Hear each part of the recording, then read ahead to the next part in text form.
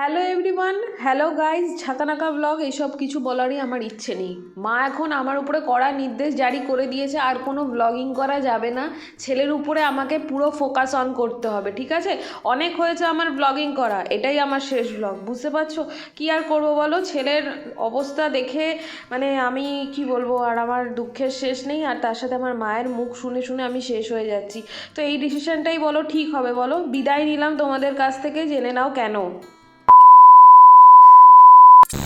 Hello everyone, welcome back to my channel. আজকে হচ্ছে রবিবার, মানে আজকে তারিখটা হচ্ছে 1 তারিখ, না আজকে 2 তারিখ, 1 তারিখ আজকে। তো এখন কালকে তো আমরা একটু বেরিয়েছিলাম, জানোই তোমরা। তো আজকে হচ্ছে রবিবার, এখন আমি যাচ্ছি জুনিয়রের জন্য একটু ওষুধ আনতে। ঘড়িতে প্রায় 8টা বাজতে যায়, যেই ওষুধটা ছিল সেটাই কাজ হবে না। তোমরা সঙ্গে থাকো, দেখতে থাকো পুরো ব্লগটাই, তাহলে জানতে পারবে, সাথে থাকো। হ্যাঁ, ডাক্তারের কাগজটা অবশ্যই নেব, ডাক্তারের কাগজ ছাড়া তার ওষুধ আনতে যেতে পারবো না। তোমাদেরকে পরে সব কিছু বলছি, ব্লগটা তোমরা দেখতে থাকো। আগে জুনিয়রের জন্য ওষুধটা নিয়ে আসি, পরে তোমাদের সাথে কথা হচ্ছে। কি বৃত্তান্ত সব কিছুই তোমাদেরকে বলবো। লাইভ যারা দেখেছো তারা অবশ্যই জানো। তো চলো আগে গিয়ে ওষুধটা নিয়ে আসি, মা ওর জলপট্টিটা দিতে থাকো। সো একটু ঝাঁকানাকা করেই রেডি হয়েছিলাম, ভেবেছিলাম মোড়ের মাথায় যেতে হবে, কিন্তু এখানে উকিঝুঁকি মেরে দেখছি যে আমাদের সামনের মানে পাড়ার দোকানটাই তো ওষুধের খোলা রয়েছে। মা এদিকে বললো ওষুধের দোকান বন্ধ রয়েছে, কিন্তু চলো গিয়ে দেখি কি অবস্থা ব্যবস্থা। আর তোমাদেরকে ইন ডিটেলসে সব কিছু বলতেও থাকি যে আমার কি অবস্থা, ঝাঁকানাকা অবস্থা, এবং জুনিয়রের কি ঝাঁকানাকা অবস্থা। আজকের টাইটেল থাম্বনেল দেখে তোমরা বুঝতেই পারছো যে জুনিয়রের কিছু একটা হয়েছে। হ্যাঁ, জুনিয়রের তো অবশ্যই কিছু একটা হয়েছে, তার সাথে আমারও।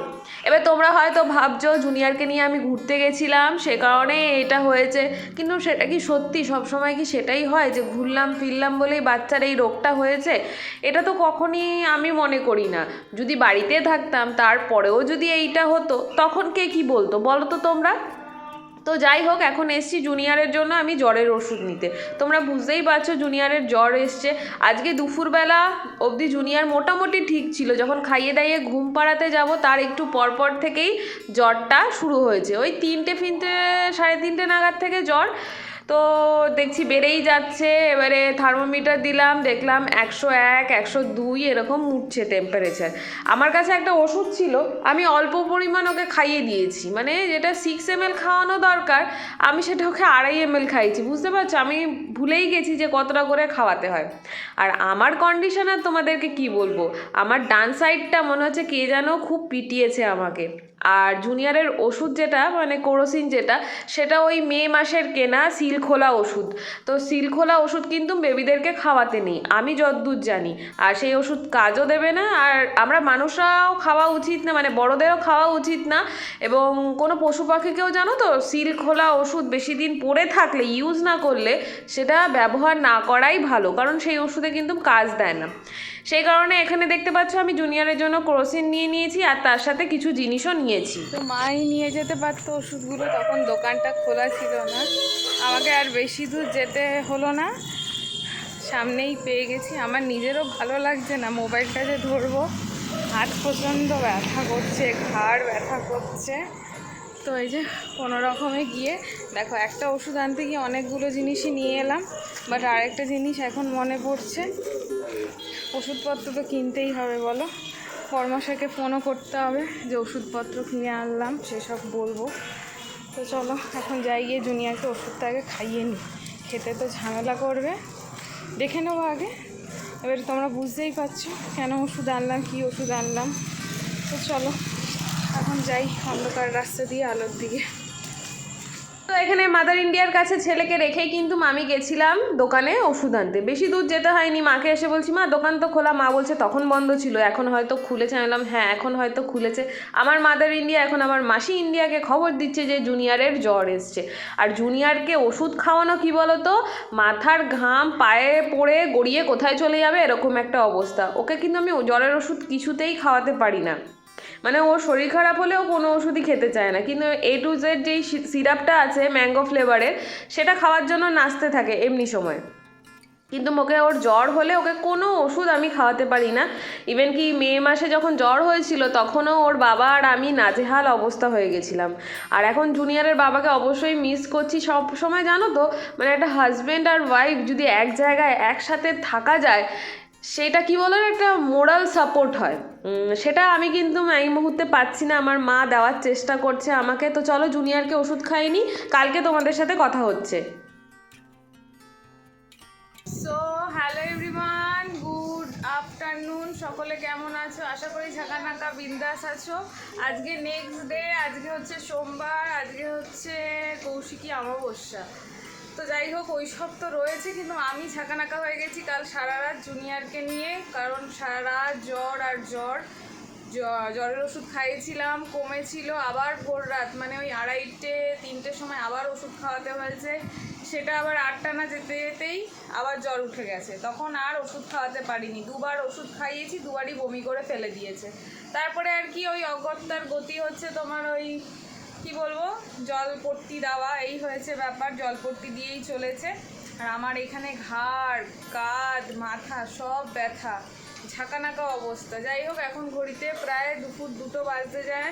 জুনিয়রকে সকাল থেকে টুকটাক করে এটা ওটা করে খাওয়ানোর চেষ্টা, তার জ্বর নামানোর চেষ্টা, এতেই ছিলাম আমি ব্যস্ত। ওই জন্য আর ক্যামেরা অন করতে পারিনি। তখন ভাবলাম চলো ক্যামেরাটা অন করি, এখন জুনিয়রকে একটু খিচুড়ি খাওয়াবো। দেখাচ্ছি তোমাদের জুনিয়রকে, দাঁড়াও। এই দেখো তোমাদের জুনিয়র এখন চারিদিকে খেলনা নিয়ে বসেছে, একটু খাওয়াতে হবে।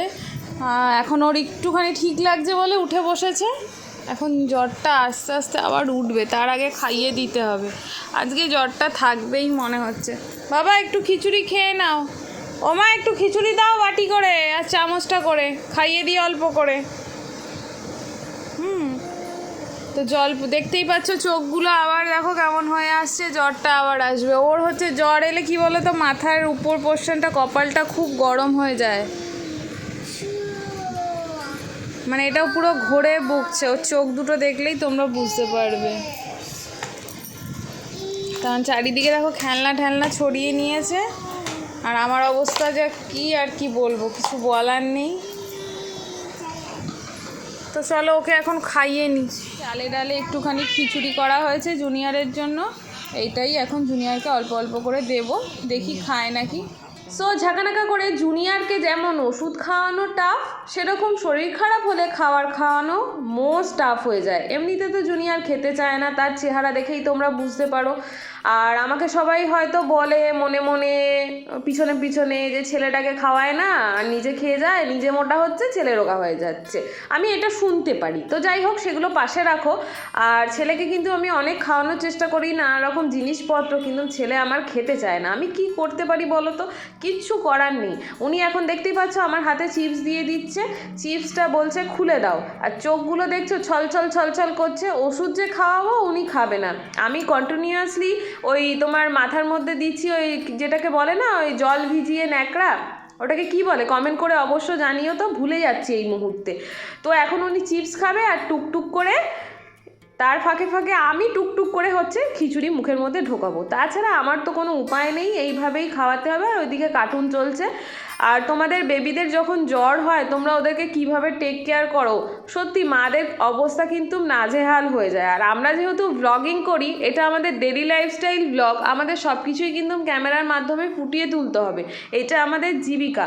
এখন হয়তো অনেকে বলবে এই যে ছেলের জ্বর হয়েছে এটাকে শো আপ করে দেখানো হচ্ছে ভিডিওর মাধ্যমে, কিন্তু এটা বস সেটা নয়, আমাদের এটা প্রফেশন, আমাদেরকে যেটুকু মাত্র দেখাতে হবে। এর থেকে ভয়ানক অবস্থাও হয়ে যায়, জুনিয়র বমি ছমি করে একাকার করে যায়, সেই সিনগুলো তো আমি তোমাদেরকে দেখাতে পারি না, কারণ সেই অবস্থায় আমি নিজেই নিজেকে ঠিক করে রাখতে পারি না। যখন জুনিয়রের খুব বাড়াবাড়ি হয় তখন কি আমি ক্যামেরার সামনে আসতে পারি? আর আমার নিজের শরীরের অবস্থাও কিন্তু খুব খারাপ, ডান দিকটা পুরো অবশ হয়ে রয়েছে, তার মধ্যে কিন্তু আমি ছেলেকে টেক কেয়ার করছি। হ্যাঁ, মাদার ইন্ডিয়া অবশ্যই আছে, কিন্তু বড়মশাইকে জানো তো খুব মিস করছি, কেন জানি না, মনের ভিতর থেকে খুব মনে হচ্ছে যে আজকে যদি জুনিয়রের বাবা একটু কাছে থাকতো তাহলে জুনিয়র হয়তো একটুখানি খেয়ে নিত, তাহলে জুনিয়র হয়তো একটু ওষুধটা খেয়ে নিত, এরকম মনে হচ্ছে। আমার কি ধারণাটা ভুল? তোমরা কমেন্ট বক্সে একটু জানিও তো, মানে আমার যে মনে এটা হচ্ছে, আমি কি ভুল ধারণা করছি? তো এখন অতি কষ্টে ওনাকে খাওয়াবো, খাইয়ে ওষুধ খাওয়াতে পারবো কি না জানি না, কিন্তু A to Z সিরাপটা আমি খাওয়াবো। যেহেতু জ্বর হয়েছে, খাওয়ারের রুচিটা কিন্তু এমনিতেই চলে যায়, সে কারণে A to Z সিরাপটা কিন্তু অনেকটাই সাপ্লিমেন্ট হিসেবে কাজ করবে। তো এটা তো আমি জানি, তোমরা কে কী জানো অবশ্যই কমেন্ট বক্সে জানিও। আর জুনিয়রকে কিভাবে খাওয়াতে পারি সব কিছু তোমরা যদি কেউ কিছু জানো কমেন্ট বক্সে অবশ্যই জানিও। জুনিয়রের বাবা আমাকে তো বলছে আজকাল তুমি আবার ওই ঝিনুক আর বাটি নাও, সব গুলে গুলে ওকে খাওয়াও, তাছাড়া আর কোনো উপায় নেই। কিন্তু সেটা করতে গেলেও তো সে মুখের মধ্যে টোপল করে রাখবে। আর এই মুহূর্তে যখন ভয়েস ওভার করছি বলে রাখি, জুনিয়র কিন্তু আগের থেকে এখন অনেকটাই ভালো আছে। আর নেক্সট ব্লগে কিন্তু তোমাদের জন্য রয়েছে সারপ্রাইজ। আমি তো সারপ্রাইজ অলরেডি পেয়ে গেছি, তোমাদের দেখতে একটু দেরি হবে, ব্লগগুলো একটু দেরি করে যাচ্ছে। যাই হোক, এখনও অবধি যারা আমার চ্যানেলকে সাবস্ক্রাইব করোনি অবশ্যই চ্যানেলটিকে সাবস্ক্রাইব করে পাশে থাকা বেল আইকনটা হিট করতে ভুলবে না। আর দেখতেই পাচ্ছ কতটা নাজেহাল অবস্থা, এর থেকেও মারাত্মক অবস্থা হয়ে যায়, সেগুলো ক্যামেরায় বন্দি করা আমার পক্ষে সম্ভব হয় না, কারণ আমি একা একা ব্লগিং করি, আমার ব্লগ কেউ শ্যুট করে দেয় না, আমার কেউ ভয়েস ওভার করে দেয় না, কেউ এডিটিং করে দেয় না, কেউ থাম্বনেল বানিয়ে দেয় না, সব কাজটা কিন্তু আমাকে নিজের হাতেই করতে হয় ছেলেকে সামনে নিয়ে।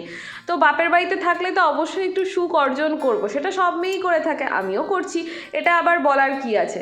সো যাই হয়েছে, ঝাঁকানাকা ব্যাপার স্যাপার এইটাই, কিন্তু আমার অবস্থা পুরলি ঝাঁকানাকা হয়ে গেছে এই 3 দিনে। মানে রোববার দুপুর থেকে জ্বর, রবি সোম মঙ্গল, জুনিয়র অনেকটাই ঠিকঠাক, বুঝতে পারছো তো। চলো, এখন জুনিয়র ঘুমিয়ে পড়েছে, ঘড়িতে প্রায় 3:30 বাজতে যায়। আর আমার হাতের শিরাগুলো দেখছো কেমন ফুলে ফেপে উঠেছে, আমার হাত না আমি মুঠো করতে পারছি না, পুরো ঝিনঝিনানি ব্যথা করছে। ওদিকে দেখছি তোমাদের ভিডিও, আর মা আমাকে খেতে দিয়েছে।